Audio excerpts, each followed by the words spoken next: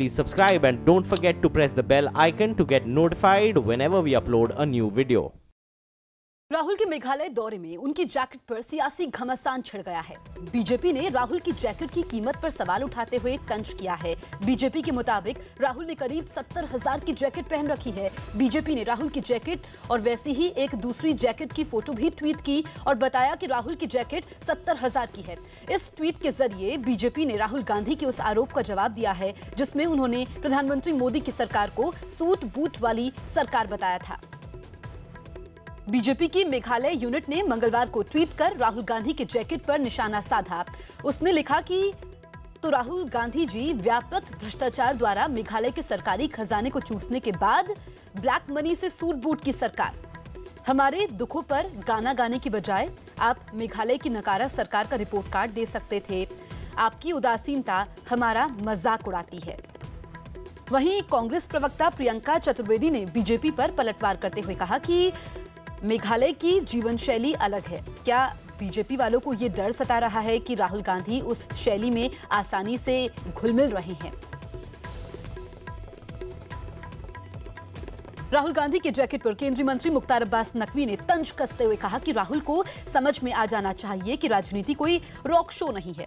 वहीं कांग्रेस ने राहुल का बचाव करते हुए कहा कि राहुल सादगी की जिंदगी जीते हैं। सरकार पर सूट बूट की सरकार कह कर जो है हर मंच से जो है राहुल गांधी जो है अटैक करते रहे हैं, लेकिन मेघालय में जिस तरीके की तस्वीरें सामने आई हैं और वहां मेघालय के बीजेपी ऑफिस ने भी उस तस्वीरों को अपने ट्विटर हैंडल से जारी किया जिसमें कि उन्होंने काफ़ी महंगी जैकेट जो है वो पहनी हुई है। उस पर बात करते हैं। हमारे साथ मौजूद है केंद्रीय मंत्री मुख्तार अब्बास नकवी साहब। नकवी साहब, किस तरह से इसको देख रहे हैं? एक तरफ वो रैली में खड़े होकर कहते हैं कि उनकी कुर्ता जो है वो फटा हुआ है, सूट बूट की सरकार कह के जो है मोदी जी को जो है अटैक करते हैं, लेकिन खुद जिस तरीके की सोशल नेटवर्किंग साइट्स में भी चर्चाएं हो रही हैं। क्या है कि राहुल गांधी जी और कांग्रेस पार्टी दोनों को ये बात समझ लेना चाहिए कि जो पॉलिटिक्स है वो रॉक शो नहीं है। वो जो है वो जो नाटकीय घटनाक्रम करते हैं वो घूम घूम करके और अलग अलग ड्रेसेस में, कभी फटा हुआ तो कभी बटा हुआ, ये तमाम जो चीज़ें हैं इससे कोई उनको फ़ायदा होने वाला नहीं है। वो लोगों की मजाक उड़ाएं, लोगों पर जो है वो तंज कसें, इसकी कोई समस्या नहीं है। लेकिन कम से कम उन्हें गांव गरीब किसान, झुग्गी झोपड़ी के इंसान की चिंता करनी चाहिए। तो मिथ्याचार, धोखेबाज, ये तो इतिहास में रचा हुआ है पूरा। सारे जवाहरलाल नेहरू भी ऐसे ही थे, आज़ादी की बात करते थे, अचकन पहनते थे, वहाँ जाकर खिलवाड़ हो रहा है, एक देश की अपमान हो रहा है। राहुल गांधी की बोलता है क्या करता है, कहता है मैं शिव भक्त हूँ, परंतु घर में उसकी एक चर्च है, उसको चैपल कहते हैं, उसमें वो एक मलयाली चैपलेन आते रहता है। वहाँ वो संडे को सब बैठकर जीसस क्राइस्ट के बारे गीत सुनते हैं। मुझे नहीं मालूम कि कौन सी जैकेट 70,000 की है, कौन सी 40,000 की है, लेकिन मैं ये पूछना चाहता हूँ कि जब प्रधानमंत्री के 10 लाख के सूट का जिक्र हो रहा था, उस वक्त प्रधानमंत्री ने कोई तुष्टि नहीं की थी, कोई इसके बारे में कुछ नहीं कहा था, कोई जवाब नहीं दिया था। मैं समझता हूँ कि ये ओछी हरकतें हैं जो अब भारतीय जनता पार्टी ने राहुल जी के मुतालिक कहनी शुरू की है। राहुल जी जितनी सादगी से ज़िंदगी गुजारते हैं वो सभी लोग अच्छी तरह से जानते हैं। कल वो जब जा रहे थे तो हवाई जहाज़ में लोगों को मदद कर रहे थे, लगेज उठाकर रखवाने के लिए भी। बड़ी खबर उत्कर्ष चतुर्वेदी दे रहे हैं। उत्तराखंड के धारचूला से कांग्रेस विधायक हरीश धामी के एक बयान पर विवाद शुरू हो गया है। हल्द्वानी में एक जनसभा के समय बीजेपी पर हमला बोलते हुए उन्होंने साधु संतों को सबक सिखाने की बात कह दी। ये वही कांग्रेस पार्टी है जिन्होंने फिरंगियों को देश से भगाया, तो मुट्ठी भर भाजपा के भगवा तारीख कुछ नहीं। इन साधु संतों को इनकी औकात बतानी होगी, इनको वही बैठाना होगा जहां साधु संत का जगह। इनका राज करने का अधिकार नहीं है, ये केवल शोषण कर रहे हैं। मेरे ख्याल में इस तरह के कोई भी कमेंट कांग्रेस पार्टी कभी अप्रूव नहीं करती है, चाहे वो कोई एमएलए हो, चाहे वो कोई एमपी हो। लेकिन साधु संतों को लेकर, मजहबी लोगों को लेकर के, मजहबी विवादों को लेकर के कांग्रेस पार्टी कभी भी इस तरह की हरकत नहीं करती जिससे लोग प्रवोक हों, जिससे लोगों के अंदर भय और ऐसा माहौल पैदा हो जिससे नफरत और बांटने में मदद मिलती हो। मैं समझता हूँ कांग्रेस इसके बिल्कुल हमेशा खिलाफ रही है। जिन्होंने भी बयान दिया है गैर जिम्मेदाराना है। उत्कर्ष चतुर्वेदी एक और बड़ी खबर दे रहे हैं। राजधानी दिल्ली के पास ग्रेटर नोएडा में गुंडों ने सरेआम युवक और युवती को डंडों से पीटा और अपनी इस करतूत का वीडियो बनाकर सोशल मीडिया पर शेयर किया। वीडियो वायरल होने के बाद पुलिस ने शिनाख्त करके 2 बदमाशों को पकड़ लिया है। ग्रेटर नोएडा के सुनसान इलाके में एक लड़की और 2 लड़कों को देखकर कुछ बदमाशों ने उनकी पिटाई कर उन्हें धमकाया था। देखिए, एक वीडियो संज्ञान में आया है, आप लोगों के द्वारा की ओर संज्ञान आकर्षित किया गया है, दिखाया गया है और थानाध्यक्ष को मेरे द्वारा निर्देशित कर दिया गया है। शीघ्र ही हम लोग ये जो कोई भी लड़के हैं उनको ट्रेस कर लेंगे और ट्रेस करके उनके विरुद्ध आवश्यक वैधानिक कार्रवाई की जाएगी। तो तस्वीरें लगातार हम आपको दिखा रहे हैं। दरअसल ग्रेटर नोएडा में गुंडों ने सरेआम युवक और युवती को डंडों से पीटा। बड़ी बात यह है कि इस करतूत का वीडियो बनाया गया, सोशल मीडिया पर शेयर किया गया। वीडियो वायरल हुआ, उसके बाद पुलिस जागी। पुलिस ने शिनाख्त करके 2 बदमाशों को पकड़ लिया है। ग्रेटर नोएडा के सुनसान इलाके में एक लड़की और 2 लड़कों को देखकर कुछ बदमाशों ने उनकी पिटाई कर दी और उन्हें धमकाया। हमारे सहयोगी दीपक बिष्ट फोन लाइन पर मौजूद है, उनसे बातचीत करते हैं।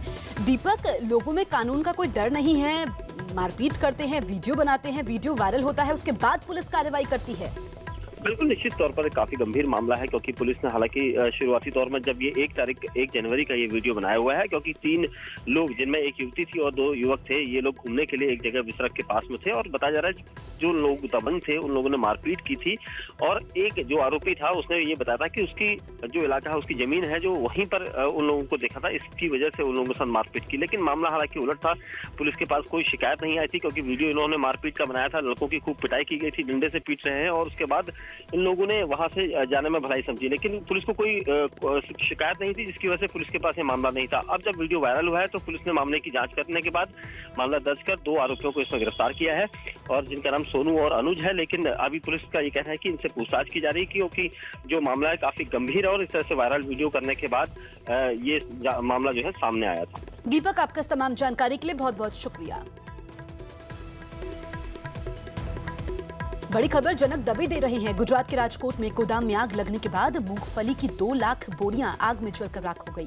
जिस गोदाम में आग लगी वो सरकारी है, जिसमें MSP के तहत मूंगफली खरीदी गई थी। गोदाम में आग कैसे लगी, जांच के आदेश दे दिए गए हैं। गुजरात के कृषि मंत्री के मुताबिक अगर ये आग किसी भ्रष्टाचार को छिपाने के लिए लगाई गई है तो आग से मूंगफली की बोरियां जलकर राख हो गई है। हालांकि आग कैसे लगी ये अभी तक साफ नहीं हो पाया है। 2 लाख बोरियां जली हैं राजकोट में। तस्वीरें आप देख सकते हैं, आग काफी भीषण थी, हर तरफ धुएं का गुबार नजर आ रहा था और आग लगने के बाद मूंगफली की 2 लाख बोरियां आग में जलकर राख हो गई। जिस गोदाम में आग लगी वो सरकारी है और बताया यह गया है कि इस गोदाम में MSP के तहत मूंगफली खरीदी गई थी और जो मूंगफली खरीदी गई थी उसकी 2 लाख बोरियां जलकर राख हो गई इस आग की वजह से। आग कैसे लगी इसके जांच के आदेश दिए गए हैं। हालांकि गुजरात के कृषि मंत्री का इस पर बयान भी सामने आया है। भ्रष्टाचार को छिपाने के लिए आग लगाई गई है, ये कह रहे हैं गुजरात के कृषि मंत्री। ये सवाल खड़ा होता है कि आग लगी कैसे, क्या वजह रही, लेकिन ये साफ नहीं हो पाया है। जांच के आदेश दिए गए हैं, लेकिन आग में मूंगफली की 2 लाख बोरियां जलकर राख हो गई हैं और इसको लेकर के जांच के आदेश दे दिए गए हैं। तस्वीरें आप देख सकते हैं। बताया ये जा रहा है कि जो ये गोदाम था इसमें काफ़ी सारी मूंगफली रखी हुई थी, मूंगफली की बोरियां थी और कितनी बोरियां थी ये अभी तक साफ नहीं हो पाया है। लेकिन ये सरकारी गोदाम है जिसमें मूंगफली रखी हुई थी। 2 लाख मूंगफली जल गई है। MSP के तहत ये मूंगफली यहाँ पर खरीदी गई थी।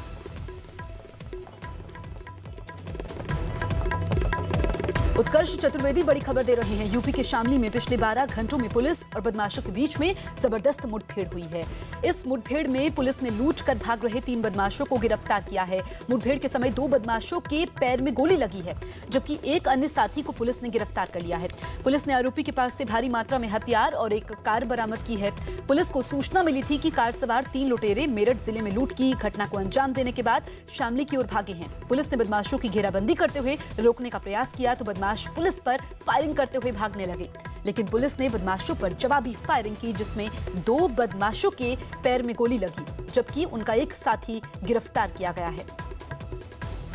जब पुलिस गश्त पे थी थाना आदर्श मंडी की, उस समय इनकी संदिग्ध गतिविधियां जब प्रतीत हुई और इनको रोकने का प्रयास किया गया, तो इन्होंने पुलिस टीम पर फायरिंग कर भागने की कोशिश की और उसी दौरान हॉट चेज में इनको अरेस्ट किया गया, जिसमें 2 लोग पुलिस मुठभेड़ में घायल हुए हैं और एक व्यक्ति इनका साथी अरेस्ट हुआ है। बाकी इसमें पूछताछ आगे जारी है। क्या करा तुमने? काय की? अच्छा, पुलिस पर फायर करा तुमने? क्यों? पब्लिक वाले समझे थे। गोली किसने मारी?